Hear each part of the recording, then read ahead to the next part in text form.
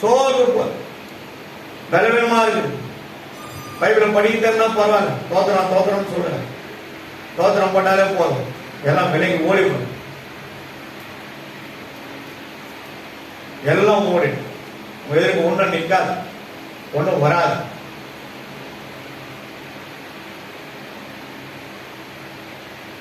என்னுடைய இருதயம் நம்முடைய பிரமாணங்களில், வேதத்தின் பிரமாணங்களில் உத்தமமா இருக்க கடவுள். அப்ப இதை படிக்க படிக்க தான் அவனுடைய இருதயம் எப்படி இருக்கும்? உத்தமமா மாறும், உத்தமமா மாறும், பரிசுத்தமா மாறும். அது ஒழுக்கம், நேர்மை, உண்மை உள்ளதா இருக்கும். அப்போ இந்த மாதிரி ஒரு ஃபாலோ அப்ல இருந்தீங்கன்னா உன் ஜபம் கண்டிப்பா கேட்கப்படும். ஆண்டோட சிங்காசனத்தை போய் கட்டும், முறையிடும். எத்தனை இடத்துல வேதத்துல அட பாவங்கள், பூமியில செய்யப்படுகிற பாவங்கள் பரலோகத்துக்கு மேல எட்டியதுன்னு இருக்குது வேதத்தை. எத்தனை இடத்துல நம்ம பார்த்தோம். யோனா புத்தகமோட வாசியம், நினிவே பட்டணத்தின் பாவங்கள் மேலே எட்டியது. அதனால தானே பண்றாரு ஆண்டவரே. அதுக்கு ஒரு மனுஷனை தேடுறாரு. யாரு? யோனா தீர்க்கதரிசி. 4 அதிகாரம் 48 வசனம் வீட்டில் போய் படிச்சு பாருங்க. 2 முறை நான் உயிரோடு இருக்கிறது சாவத நலமா இருக்கும். எவ்வளவு நாளை மாதிரி எரிச்சலா இருப்பாய், முடிவு போறத நான் எரிச்சலா இருப்பேன், சாகவை எரிச்சலா இருப்பான். அவ்வளவு எரிச்சல். கர்த்தருடைய பரிசுத்த நாமத்துக்கு மகிமை உண்டாகட்டும். ஆகையினால ஆண்டவருடைய வார்த்தையினால படிக்க படிக்க நம்ம ஒரு நாள் விற்கப்பட்டு போகிறது. அந்த வார்த்தை நம்மை பாதுகாக்கும். அந்த வார்த்தை நம்மோடு நடக்குது. தீங்குக்கு பொல்லாப்புக்கு இல்லை, நம்மை விலக்கி நம்மை காக்குது. அதுதான் நமக்கு தேவ பலனா இருக்கு. 4 மாசம் 5 மாசம் ஒரு முறை ஒரு நாள் படுப்பேன். ஃபுல்லா பட்டுனே இருப்பேன், எழுதுவே மாட்டேன். படுப்பேன், சாப்பிடும், படுப்பேன், சாப்பிடும். ஒரு நாள் தான், மறுநாள் ஒரு அப்படியே கேட்பேன். ஆனா இதை மட்டும் போட மாட்டேன். இது படிக்க படிக்க படிக்கணும். நமக்கு என்ன ஆயிடும்? ஃபுல் ஸ்ட்ரென்த் ஆயிடும். ஃபுல் ஸ்ட்ரென்த் ஆயிடும். வீட்டில் பிள்ளைங்க கீழ்படியா படி, அவங்க அப்படியே இருதயத்தை திருப்போம். ஆண்டவர் திருப்புவார்,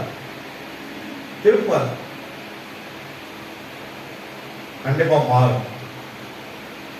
குடும்பத்தில் மாறுதல் உண்டாகும், கண்கள் காணும். ஏன் மாறுதல் இல்லை? நம்ம சரியில்லை, நம்ம குடும்பம் சரியிருக்காது. நான் சரியா இருந்தா என் குடும்பம் சரியா இருக்கும். கர்த்தருடைய பரிசுத்த நாமத்திற்கு மகிமை உண்டாகட்டும். என்னோட ஒரு வசனத்தை வாசிப்போம். சங்கீதங்களின் புத்தகம் 34வது அதிகாரம் 5வது வசனம். அவர்கள் அவரை நோக்கி பார்த்து பிரகாசம் அடைந்தார்கள், அவர்கள் முகங்கள் வெட்கப்படவில்லை. கர்த்தருடைய பரிசுத்த நாமத்திற்கு மகிமை உண்டாகட்டும். 5வது வசனத்தை பார்க்கும்போது பார்த்தீங்கன்னா என்ன சொல்றதுன்னு பார்த்தீங்கன்னா, அவர்கள் அவரை நோக்கி என்ன பண்றாங்க? பார்க்கணும். சிலுவையை நோக்கி பார்க்கணும், சபையை நோக்கி பார்க்கணும். சபை உள்ள ஒரு நாள் ஃபுல்லா, ஒரு வாரம் ஃபுல்லா எட்டி கூட பார்த்துக்கிறேன். நான் பசங்க அப்படிங்கிறீங்க, போன கூட கிடையாது. Point to point, Sunday to Sunday. அப்ப எப்படி ஒரு அட்டாச்மெண்ட் இருக்கும்? எப்படி இருக்கும்? ஆண்டோட ஆலயத்தோட இருக்கணும். நாங்களாம் இருக்கும் போது நேரம் வேலையிலிருந்து ஆலயத்துக்கு தான் போவோம். போயிட்டு 1 மணி நேரம் இருந்து அவங்க கொடுக்குற ஏதாவது சின்ன சின்ன வேலைங்க இருந்தால் அதை செய்வோம். பேங்க்குக்கு போயிட்டு சொல்லுவாங்க, மதியானத்தில் போனால் பேங்க்குக்கு போக சொல்லுவாங்க. இல்லைன்னா அவங்க சின்ன பையன் அவர் எதுவுமே என்ன பண்ணுவாங்க, ஸ்கூலில் விட்டு வர சொல்லுவாங்க. வரும்போது 1 கிலோ மட்டன் வாங்கிடுவாங்க. வாங்கிட்டு வந்து கொடுத்துட்டு அங்கே செஞ்ச வேலையை வச்சு கம்பெனி மணி ஆக்கி செஞ்சு நான் வேலைக்கு போனேன். சைக்கிள் தான். சைக்கிள் எப்படி போகுது, எப்படி வந்து எனக்கே தெரியாது. பாருங்க, சூளமேட்ல இருந்து அண்ணா சமாதி சைக்கிள் நான் ஏறினாவே போயிட்டே இருக்கும்.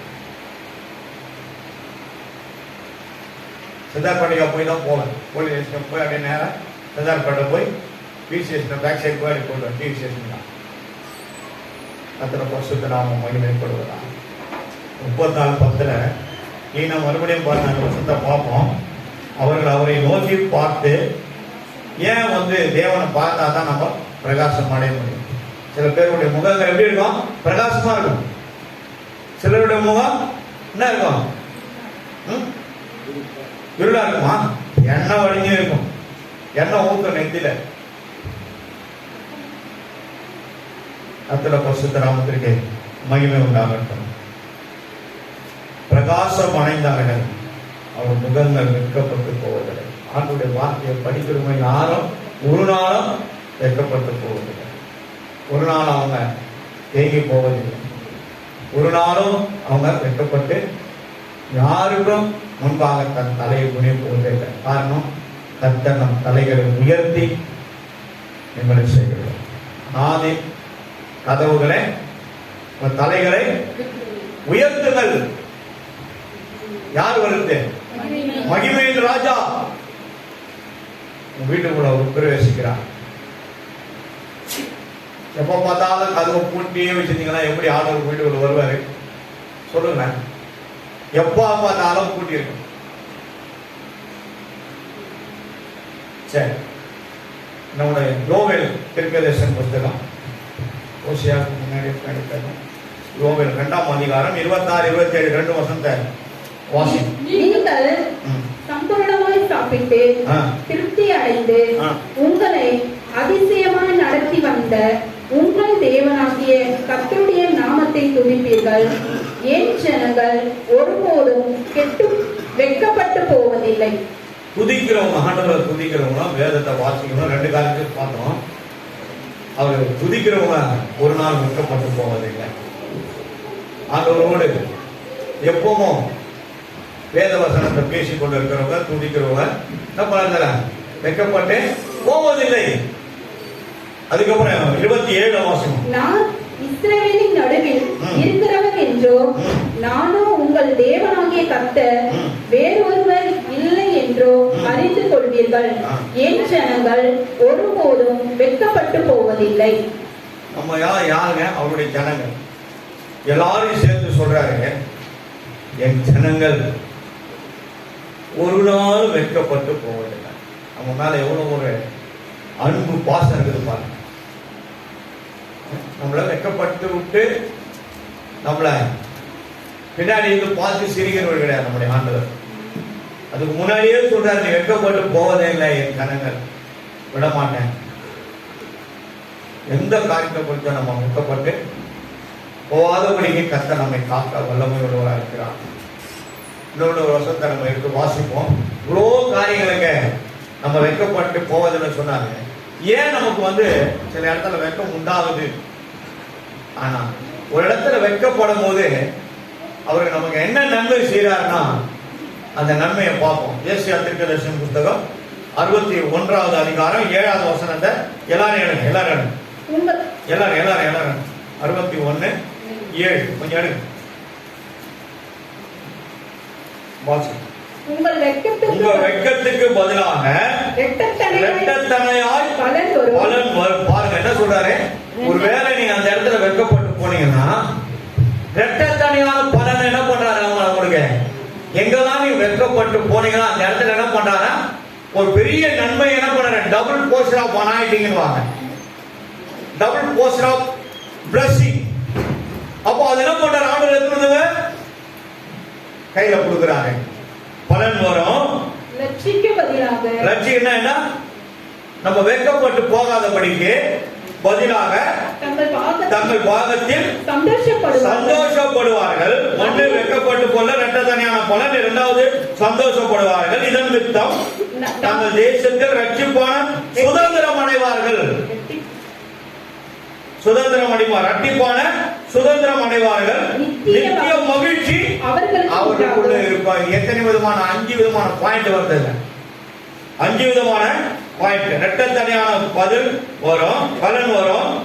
வெட்கப்படுவதற்கு பதிலாக சந்தோஷம் உங்களுக்கு படுவார்கள். 2. 3வது இரட்டிப்பான சுதந்திரம் அடைவார்கள். 3. 4வது நித்திய மகிழ்ச்சி அவர்கள் உண்டாக. 4 விதமான காரியங்களை, அந்த நன்மையை வெட்கத்துக்கு பதிலாக கர்த்தர் இவ்வளவுத்தையும் நம்ம தலைமையில வச்சிருக்கிறார்.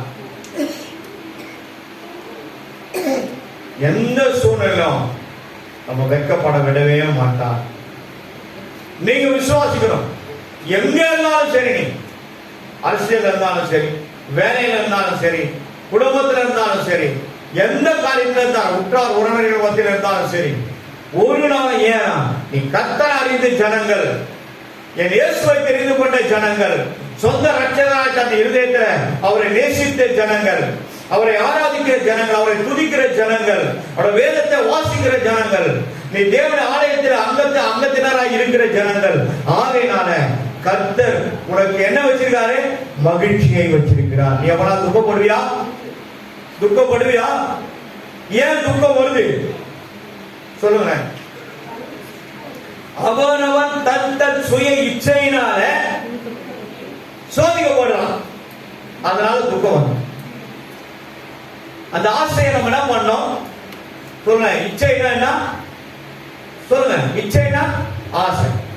அந்த ஆசை என்ன பண்ணோம்? இது நமக்கு வேணும், இது நமக்கு வேணாம், இது தேவையில்லை, இதனால பல பிரச்சனை நம்ம நெருக்கத்துக்கு உண்டாகும், இது நமக்கு சூழ்நிலை சரியில்லை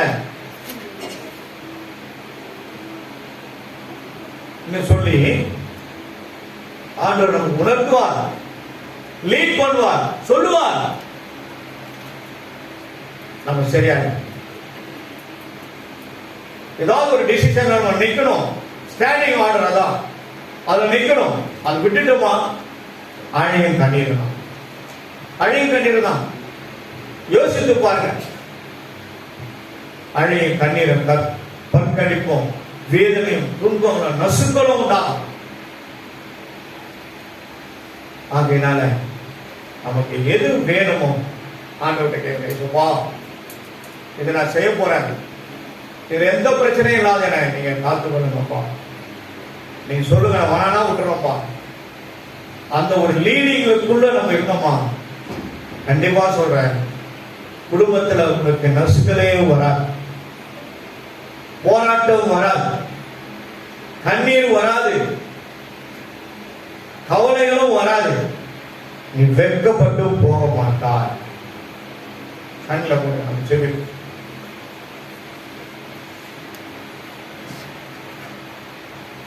பாட்டு வெட்கப்பட்டு போ.